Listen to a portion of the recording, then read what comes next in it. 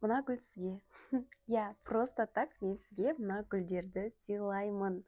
Потому что просто барыңыз үшін, просто мен сізді жақсы көргенім үшін, просто осы видеоны ашып қарағаным үшін мына гүлдер сізге. Иісі прям бүкіл комнатаны алып тұр. Неге? Гүлді көрсетіп жатырмын. Себебі бүгінгі тақырып осы гүл жайлы, жалпы сыйлық жайлы болмақшы. Бүгін бір инсайтпен бөліскім келіп тұр. Кеше түнде менде болған бір осознанияны бөліскім келеді. Жалпы менің өмірімде сыйлық, осындай бір қымбат сыйлықтарды бұрын мен ойлайтынмын, оны мен заслужить етуім керек. Мен соған достойны бір нәрсе жасауым керек, достойны болуым керек деп ойлайтын едім да. Лайықты болуым керек. Мен оған әлі лайықты емеспін. Лайықты болу үшін мен оған қазақшасын айта алмай тұрмын, я заслужить етуім керек деп ойлайтын. Оказывается, олай емес екен. Ол просто біздің миымыздағы ойларымыз, установкамыз деп айтайыншы, вот сондай екен да. Енді кеше өзімнің өмірімде болған прям шынайы осы өмірде болған ситуацияны бөліскім келеді.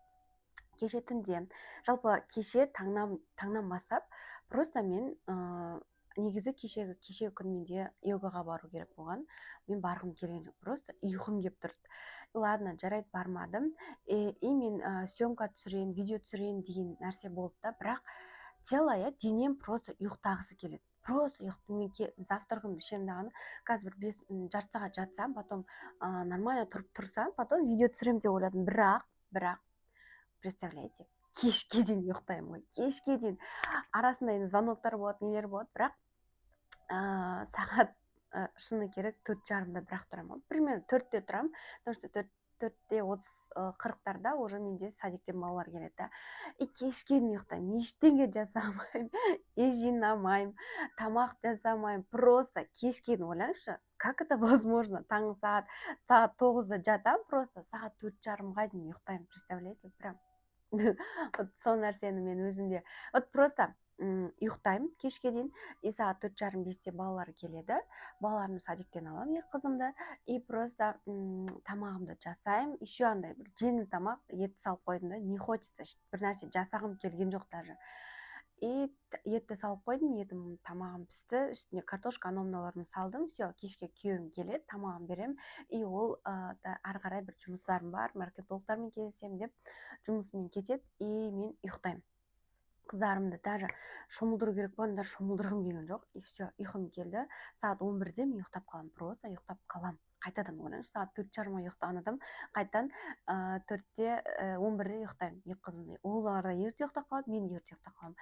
И бір моментте сағат 12-де күйеуім жазып тұрып, күйеуіме мен тұрамын. Ол жазды ма, есікті аш дедім, сондай бір нәрсе болды, оянып кетемін, и есікті ашамын. Представляете, мынандай үлкен, мынау жарты сағат жақтың тағы бір ваза бар, мынандай үлкен вазамен просто гүл әкеліп беріп тұр.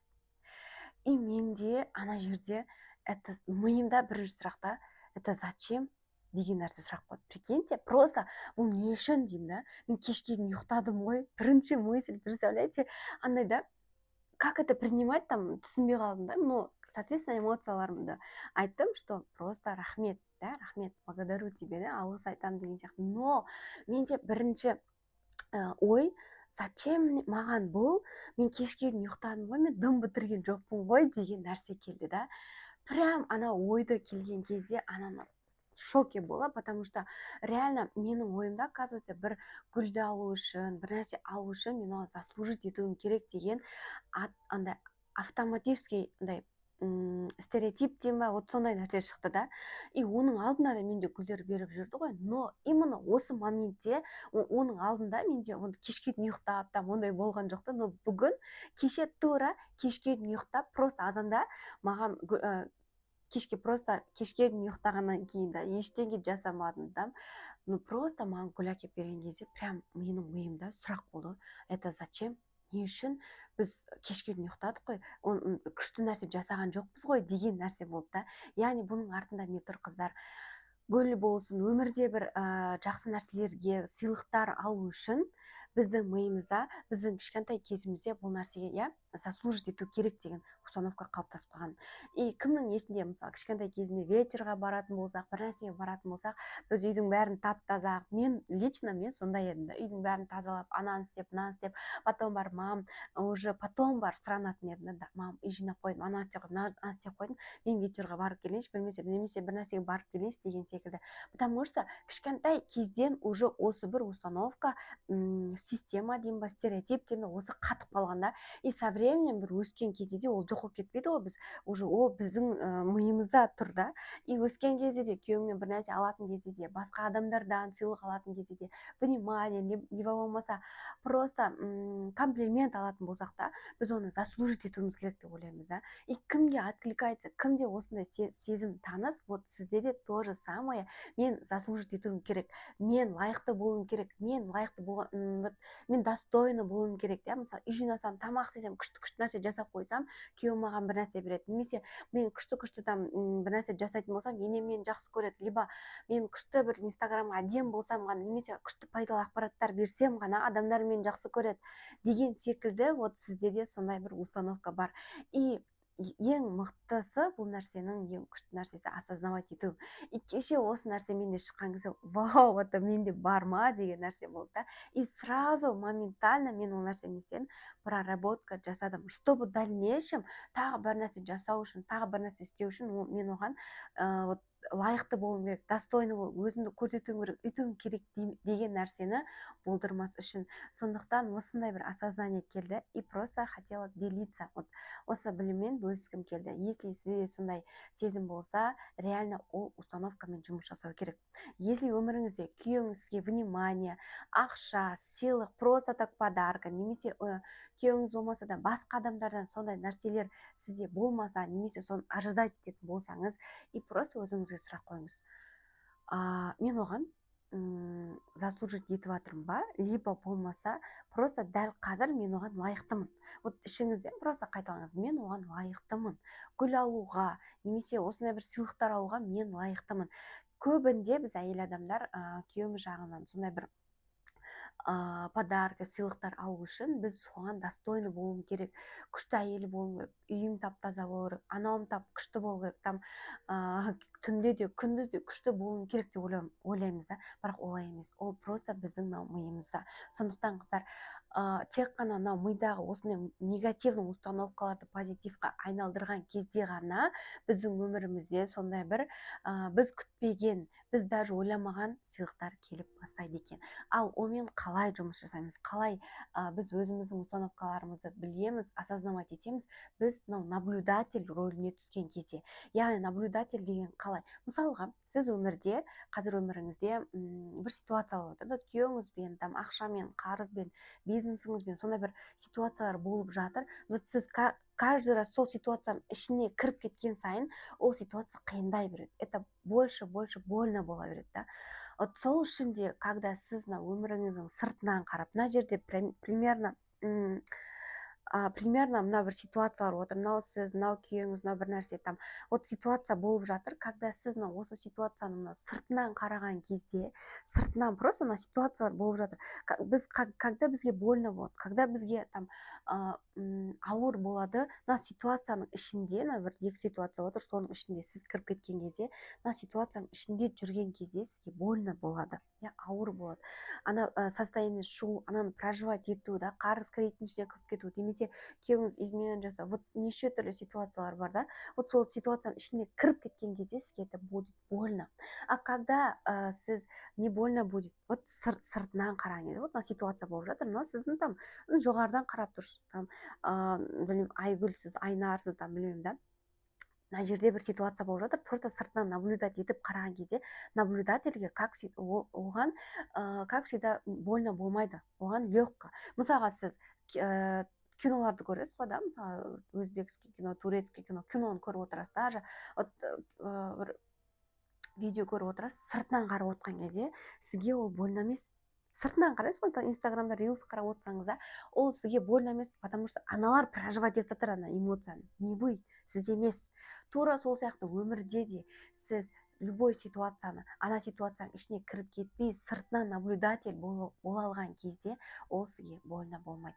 Бірақ ең қиыны қыздар осы наблюдатель болуды үйрену.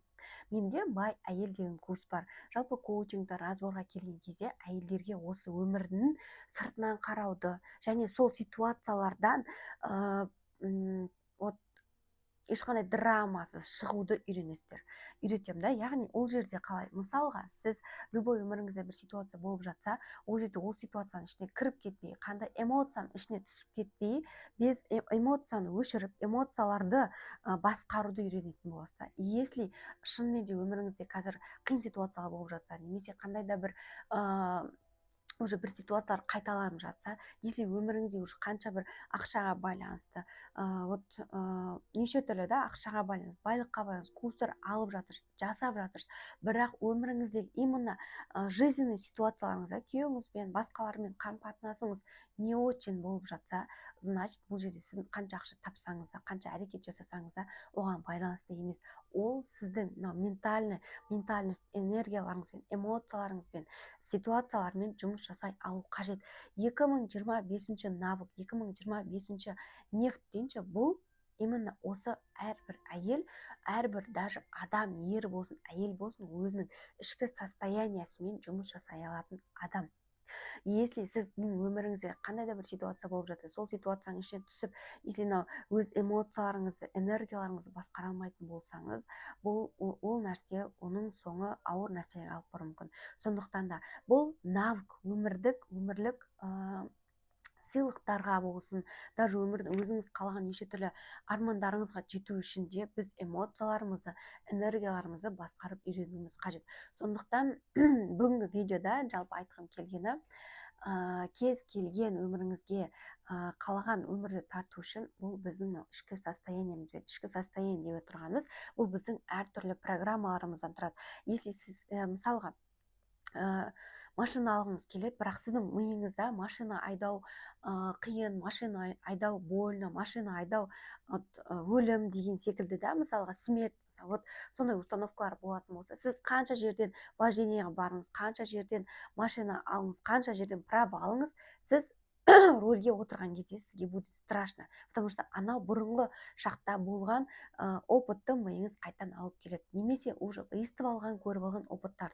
Сондықтан бірінші біз любой нәрсеге жетуіміз үшін әрекет, бұл соңғы этап. Бірінші миымызда установкаларды алу, потом сол состояниеға түсу, потом барып әрекет еткен кезде новое состояние, новое действие дейді. Яғни сіздің состояниеңіз жаңа состояние енген сайын, сіз уже басқаша ойлар, басқаша идеялар келіп бастайды. Сондықтан, если өміріңізде шынайы, сондай бір сыйлықтардың келген, шынайы өміріңізде сіз қалған нәрселердің жеңіл, оңай түрде болған қалайтын болсаңыз, мынау мышлениемен, потом состояниемен жұмыс жасауды уже әдетке айналдыру керек.